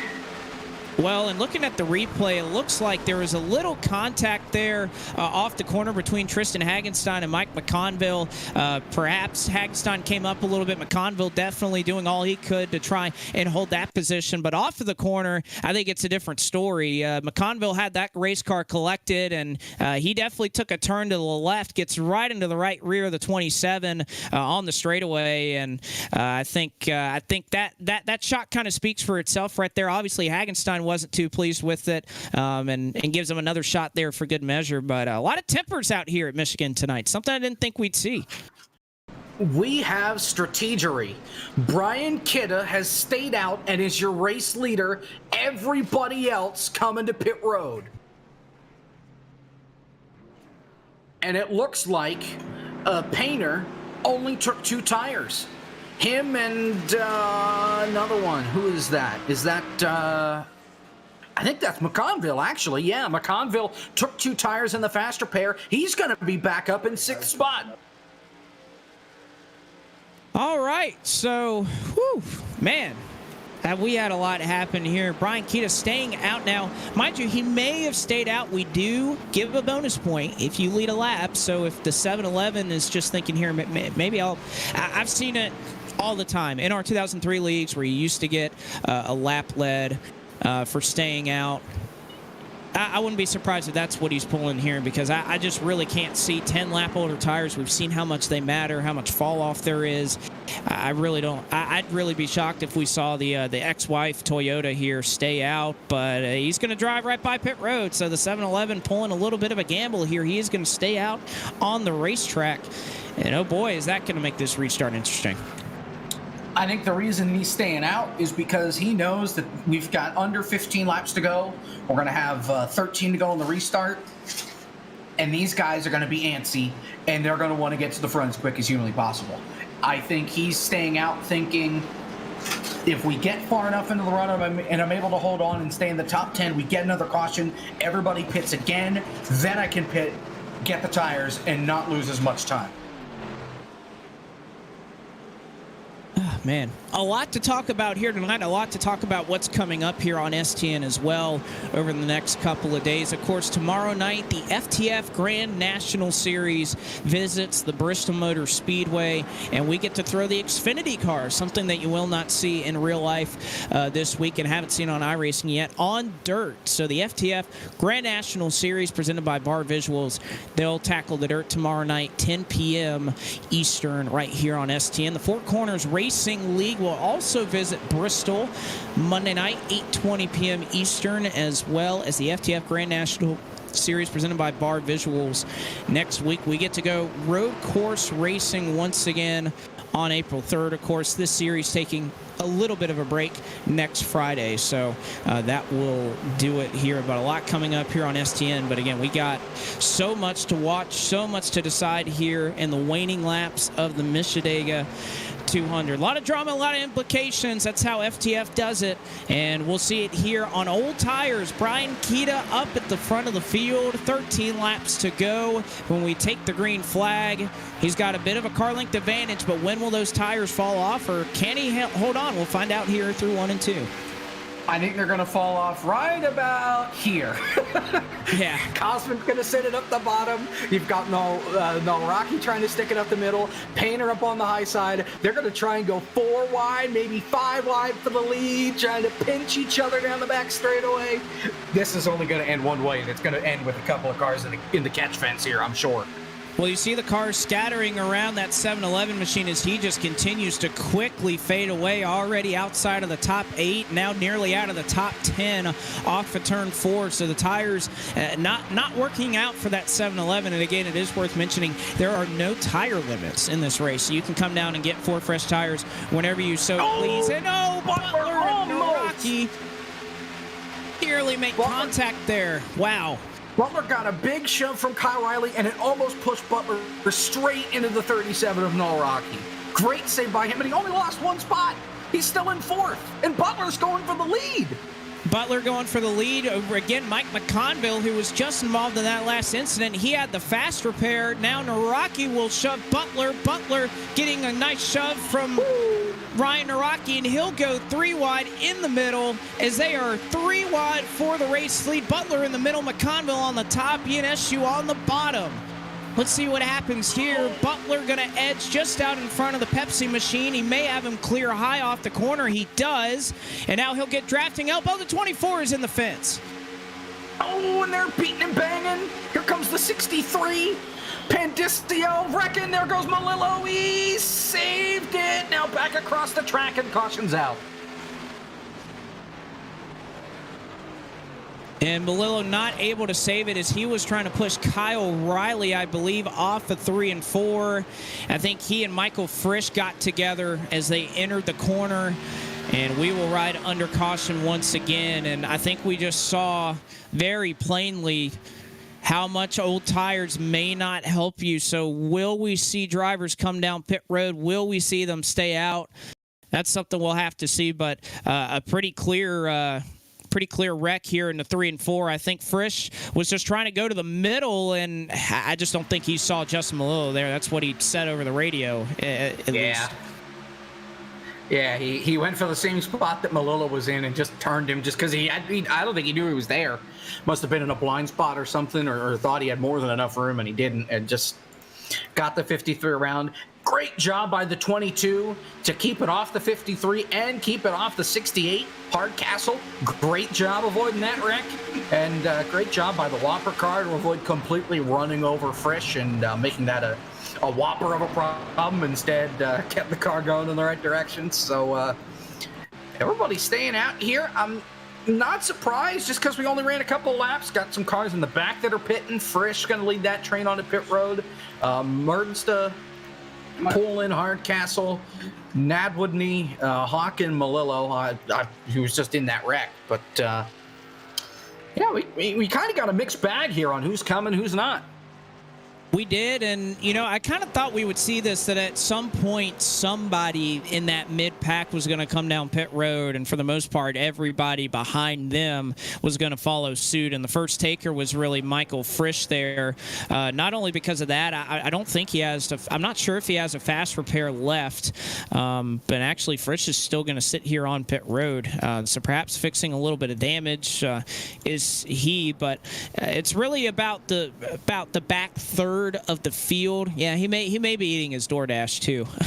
A nice quip there from our producer. But about the back third of the field comes in, and I think from this point forward, Jake, if you didn't come down pit road or you did, I think this is the last trip we'll see down. I think you've made your bet at this point. I don't know. If we get to a third or fourth overtime, maybe even a second overtime, we're going to see guys at the front come on the pit road just because they're going to have about 15 laps on their tires. But between caution laps and green flag laps, that'd be pushing it for me. I would rather have fresh rubber for a late restart, a really, really late restart. So if we keep wrecking the way we're wrecking, we run 5 laps, then we wad them up, and then we run through an overtime or 2, I think we may see more guys than you think come on the pit road. We'll have to see. Again, that's it's something we may get. We have seen these drivers up front here just racing so aggressive these last couple of laps with how everybody's been driving. It's short run city, no doubt about it. If you have long run speed, it doesn't really mean a whole lot right now. You are just full sending to the end, and we saw the 84 was really able to keep the race lead for the most part. He has control of this restart, but we saw it on the initial start, and I think it's just one of those things. When everybody has fresh tires, these restarts as the leader, it's tough because if you go early, everybody's just going to get that draft off of you and chase you down off of turn 2. So if you're ENSU here, do you go early? Do you go late? I go when I don't think anybody else is going to go. I try to outsmart everybody else. If you think Butler thinks you're going to go right away, you hold back and you wait and you wait and you wait. If you think Butler thinks you're going to wait, you floor it as soon as the pace car turns left. There's no doubt in my mind. You got to try and outthink everybody around you and run away. The only problem is and we saw it earlier, if you get too far out in front of the restart, you are going to get caught and you are going to get hounded by about half the field going into the next corner, just because that's how the draft works. That's how plate races work. That's what we want. That's what we're here for, and that's what we're going to get.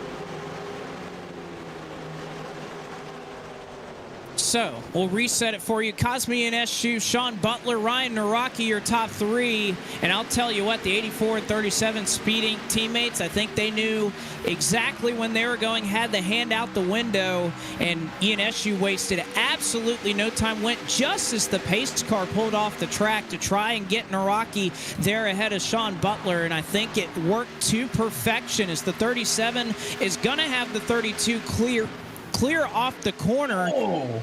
And now here comes Sean Butler, a big run, all that bump drafting going to help shove the 37 up front. Yeah, he was clear, barely. I mean, a second later, and he would not have been clear. And now he's got Butler beaten down the back door, which, you know, we saw this happen earlier in the races. They're sideways and saving it in the back. You know, Butler, he's not going to have a lot of patience here with its 37. You hold me up too much, you're getting out of the way. 6 laps to go through 1 and 2. ENSU with the lead. The 62 all over the back bumper of him gets him out of shape. Now he doesn't know where to go. He'll go high to block the 37. That squibbles him. They keep it going straight. Jack Painter now goes to try and help Kyle Riley, who looks for the race lead into 3 and 4. Kyle Riley, I don't think the 84 was expecting that. And Riley, because of it, looks to have him clear off the corner, but he's going to stick with Jack Painter there on the bottom. 4 wide right behind him, though. The Burger King car, Clint Roberts. Oh, and there goes No! Hard shot to the wall for No Rocky. Keeps it going, but that's going to pretty much kill his race.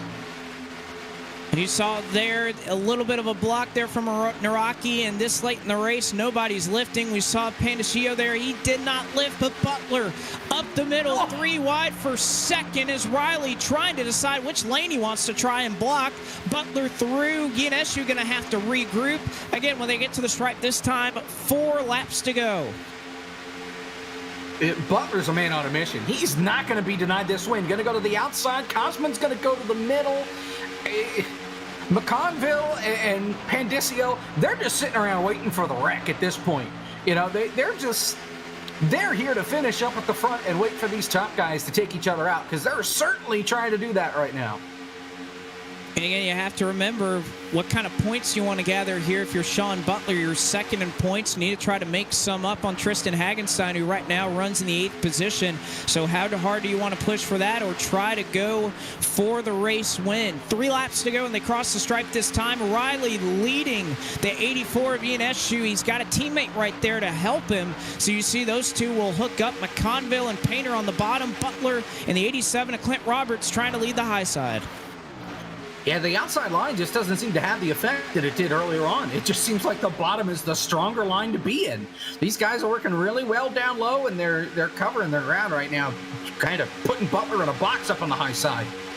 Well, and here comes Tristan Hagenstein to the bottom, 3 wide under Jack Painter. He's going to try to make that bottom groove work all on his own. He's going to pass the 18, but off the corner. You see the run that Butler gets. That bottom line will work right down to the white line, though. Still nothing out front for those top 2, Riley and ENSU. When will the move come from the 84? Right now they are making up ground on the pack behind them that's scattered 3 wide. Well, they've got half a lap to wreck before we get to overtime. Otherwise, this thing's official. So these guys have to be smart here. We're coming to the white flag. Keep it green if you can. If you're the guys up front, if you're third on back, I don't know. You wouldn't complain for a caution right about now, but they're running out of time to do it. They are, and again, if we get to the white flag, we will see this thing through. Riley, ENSU, and they are side by side now for second. Your 2 points leaders trying to get all the points they can. They'll see the white flag. One more trip around Michigan.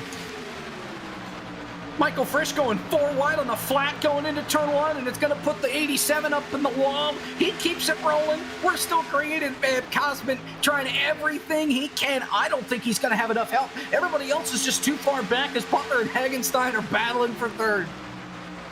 A side-by-side battle for third, but will we see a move by the 84 for the race win? Off the fourth for the final time, Kyle Riley can just look in his mirror and block the 84, and that's going to be enough. Kyle Riley is going to be your winner tonight in the Michigan-Dega 200 as he takes it for first. That battle for third was won by Sean Butler by 2/1000ths of a second. So Kyle Riley hooks up with the 84, makes it look easy out front. He takes the win tonight. Sean Butler and Hagenstein, if that was the battle for the win, that would have been unbelievable. They were side drafted off each other, almost hitting each other coming to the start-finish line. Butler doing everything he can to beat Hagenstein, and he did it pretty much by the skin of his teeth, 2/1000ths of a second. Great move by Butler to get out in front of him, but I mean, Kyle Riley pretty much made his bed there in the last 3 laps with Cosman pushing him, and they got so far out in front of everybody that Cosman couldn't get big enough of a run to get next to the 62, to get even to the inside of him, to try and pass him. He just couldn't do it. Kyle Riley was just so strong out in that clean air that Cosman really couldn't get by him. Well, I think it was a case where they worked so well together the laps preceding that they got enough of a run. Yedesha was going to have to get some drafting help behind them, but they were 3, 4, 5 car lengths in front of everybody else. So the 84 really had nobody to back up to, or didn't back off to the 62 to try and build that run. So the 84, we talk about the air bubble in these cars. If you don't have somebody behind you pushing, you kind of stall out behind the leader, and I think that's kind of what we saw there with the 84 car, just not able to make a move. And Kyle Riley says thank you very much. He's able to take the race win. We'll talk to him in a moment as we look through the rest of our running order here tonight. Ian Eshu again, 87/1000ths of a second, comes up short to Kyle Riley in second. Sean Butler finishes up in third. Tristan Hagenstein, a solid points effort from the points leader, comes 2/1000ths short of Sean Butler finishing there, but he still finishes in fourth. Mike McConville rebounds for fifth position. Michael Frisch, he took his DoorDash up to the sixth position. Jake Poulin in seventh. Justin Malillo in eighth. Adam Martin finishes in ninth, and Jack Painter rounds out the top 10. Brennan Mernsta finishes 11th. Ryan Pandicio fell back. He's going to finish in the 12th position. Tyler Williams finishes 13th. Clint Roberts got thrown into the wall on the last lap. He finishes 14th. Jeremy Clapper, 15th. Dylan Nadwoodney finishes 16th. Andrew Hardcastle, 17th.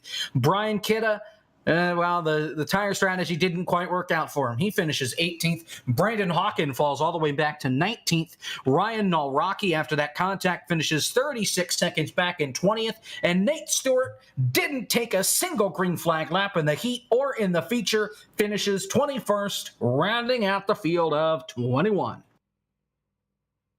Stewart did not take the green flag, but the driver that took the checkered flag is with us right now. Kyle Riley, your winner tonight in the FTF Saturday Night Super Speedway League, except it's on Friday. Kyle, man, what a crazy end of that race that was. How did you get in front of the 84? And it just seemed like you guys were just able to pull away from the rest of the field and all the chaos that was going on behind you. Well, first and foremost, I got to thank all my speeding teammates. We worked really well together all night. It was super fun. I spent most of the night working with Naraki. Unfortunately, he got crashed there at the end, but it ended up being real fun. When we got linked up with Cosman there, we were just untouchable. It felt like we were going so fast on the straightaways. I know these cars don't tandem like they do at Talladega and Daytona right now, but it sure felt like it. Like we were pulling huge gaps on them. I think we just played a good race. I definitely think I would have rather it gone green. I'm really, really upset we all wrecked there. But nonetheless, that was still a great race. I think we really showed what speeding can do on these super speedways. And I hope this can carry over to the other series when we go to super speedway events.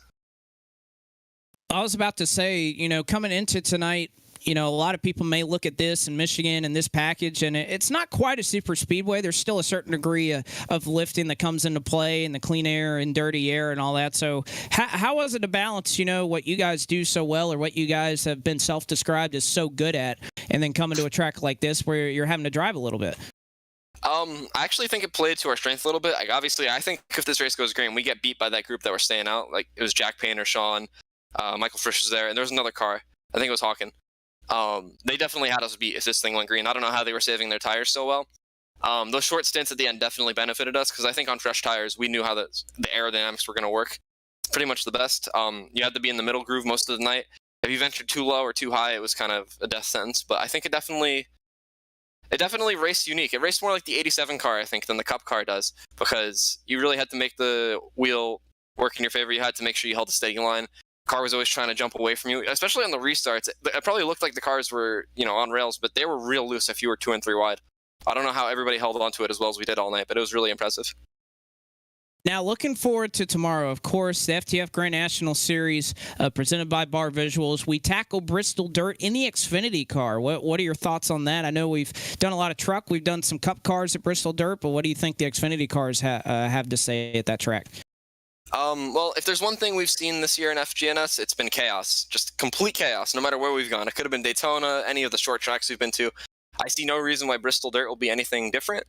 I do think it's going to be a good event. I think people are going to tackle that with a little more respect than we've seen at some of the other races because it's such a hard track to drive, especially with the B car. The B car drives very similar to the Cup cars in the sense that you really have to be on the gas a lot even when the track slicks out. I think it's going to be an event that we haven't really seen much of in FTF yet. I'm really excited, and I think it's going to be a good show, so make sure you tune in. All right, Kyle, we'll throw you the mic one more time. Anybody you want to give a shout-out to, go ahead. Shout out to all my friends. Shout out to Speed Inc., all my great teammates. They helped me a ton, not just in this series and all of them. Shout out to our title sponsor for tomorrow night, Dale and Bar, and shout out to Kyle Short, who's sponsoring both races this weekend. You can catch Saturday nights here on STN, and you can catch Sunday nights on Bottom Split. All right, Kyle, congratulations on the win tonight. Thank you.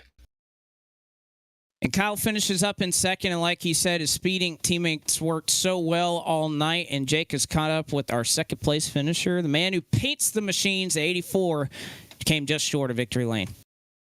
Hey, how we doing?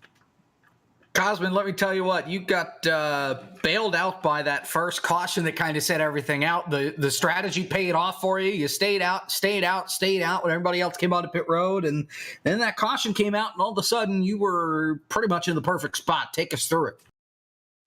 Yeah, had a little bit of damage to the car, and you know how it is. You tap in with a leaf, and you lose 5 miles down the straightaway. So I just had to suffer through that for 80 laps, and then we got really lucky with the last caution. We were in the lead, took our tires, took our fast repair, never looked back, and worked with our teammates the entire time after that. You guys pretty much built up an armada up at the front, or a Stuart Haas racing train like Talladega a couple of years ago. It just nobody would let by. You shall not pass. You guys pretty much just built a wall around everybody else, saying you're pretty much going to have to drive through us to get by us. Man, I wish I could have been part of that. Like, my damage killed me enough to lose the draft. So I just heard about it and watched the broadcast. It was pretty cool what they were doing. They're working together. That's what you're supposed to do at play tracks, in my opinion. Especially in sim racing. It's a lot more fun to work with your friends than it is to just work alone and try to maneuver the traffic, because it's also more rewarding. So yeah, good for them that they had fun. We're just enjoying dirty air because yay. But at least you got the points out of it. You finished in the second spot, and able to take that momentum into the next race in a couple of weeks. Final thoughts here from you. Anybody you want to thank? Say hi to anything along those lines. I'm gonna thank everyone in the FTF admin staff, everybody on Speeding for putting up a "We're so good at this" show again, and you guys for broadcasting. I hope you had fun, Jake. Was this your first broadcast here? For FTF, yes. All right, awesome. Well, it's awesome to have you on board, and hope you had fun tonight. It was certainly a great old time, and good to see a familiar face out on the racetrack. Cosman Ionescu comes home in the second spot, Blake, and third place, Sean Butler. I think he had to climb Everest about 3 times during this race to find his way to the podium. I was about to say, Sean Butler had a pretty long night, and he ends up bringing it home in third. Sean, how did it feel from the wheel of that race car? Because it seemed like you had to work hard to get anywhere up there in this field with the teammates that were all around you kind of working together. Yeah, I had to really pick my spots the whole race because, I was telling them before the last restart. I noticed I think Cosmo was leading. and Ryan was right behind him, and then Kyle was right behind him. So I'm like, yeah, I'm going to be in fourth by turn one. So I just wanted to, pick my spots. I almost thought I, just ruined my chances at a good finish by going top 3 wide on the front stretch the next lap. But I was able to recover, and kind of with a push from Jake Poulin on the back stretch, top 3 wide, I was able to clear those guys and salvage a good finish. So I'll take it. It was a fun race at the end for sure. It was fun, but another thing I know coming into tonight, you were second in the points coming in. You obviously finished right next to your points mate, and you beat him by 2/1000ths of a second with Tristan Hagenstein. So looking and kind of zeroing in on this championship, how do you think a night like tonight helps you out? I think it helps quite a bit. I don't think Tristan really led any laps, so I led a decent chunk of the race in the middle when green flag pit stops were cycling through. So I think I should probably have the points lead after that. If not, I did a good job at closing it up. So we'll see. We've got the playoffs still to go, but I think I'm putting myself in a good spot. I just got to stay consistent for the rest of the season and keep myself in the hunt. All right. Well, I'll throw the mic over to you one more time. Anybody you want to thank? Of course, you guys for. I'm kind of happy for you guys this week. It wasn't a crapshoot for once. It was actually a decent race, but you guys for broadcasting it, of course, all the work you guys did to get this ready. Of course, everyone on the old Bottom Split Network, everyone here at FTF, the admins, of course, they did a great job tonight and this whole season. Zach for putting the league on. He's done a great job so far as well, and can't wait to tackle the high banks of dirt Bristol tomorrow for GNS. So that's going to be a fun time. But in the meantime, I'll enjoy this podium finish and I look forward to rolling the momentum into next week. All right, Sean, thank you so much. Congratulations on being on the last step of the podium. Appreciate it, guys. Y'all have a good one. All right, that is Sean Butler. And boy, Jake, I think Sean put it well that we were not treated to a boring race. This race had everything. It had green flag stops. It had controversy. It had blocks. It had a great finish. It had just about everything we could ask for here in this series and at Michigan. I was worried when I saw Michigan on the schedule. I'll be honest, I was scared. But after the heat, it kind of changed my perspective on things. It seemed like that first heat, even though there were only 4 cars left at the end of it, it was still a pretty good show. And I was curious to see how they would tackle the longer runs. And considering they made it almost 80 laps without a caution, it kind of played in pretty well. They were able to drive cleanly for the most part. Yeah, they had their moments where they were beating and banging, but they were able to keep it going straight, and really put on a great show from start to finish. And I can't wait to see what Bristol's going to look like tomorrow. I'm sure that's going to be an adventure, and even the next Saturday night shootout race, even though it's going to be on a Friday like all the others. But it's going to be a good show. That's what I'm thinking.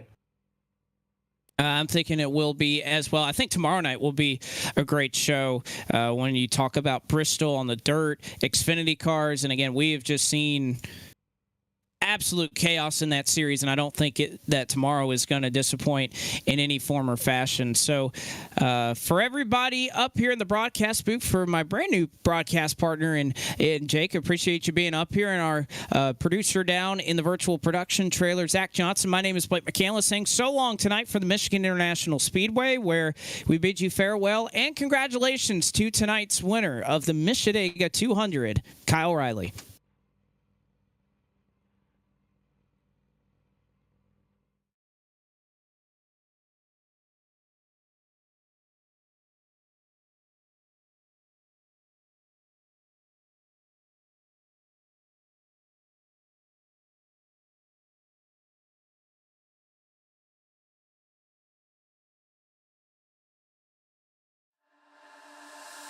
Tonight.